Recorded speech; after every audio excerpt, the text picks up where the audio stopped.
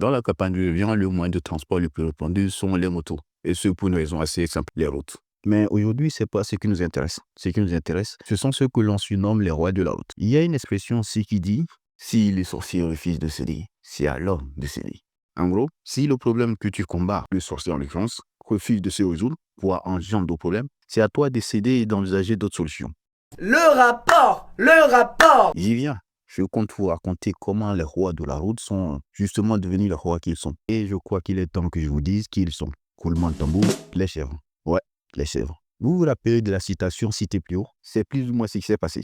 Quand une moto percute une chèvre, la plupart du temps, ce qui se passe, c'est le motard qui fait un tonneau et la chèvre qui exécute sa danse ridicule se lève, belle, puis se barre, ruminée dans un coin. Ce qui mène à un dilemme assez basique entre ralentir, esquiver la chèvre et continuer ta route et percuter la chèvre où elle risque à peine des plaies mineures et toi littéralement lui pourrir le crâne. Moi je pense que la question elle est vite répondue. On s'est laissé dominer par un gang de rumineurs kamikazes. La honte.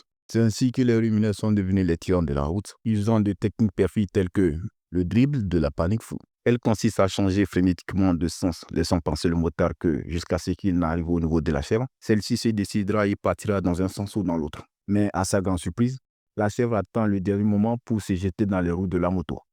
Ou de techniques plus directes, consistant à foncer sur les motos. Si vous vous dites que cela doit jouer des accidents, la répétition, la précision et le nombre d'accidents ne laissent aucun doute. Ceci est un complot de E.T.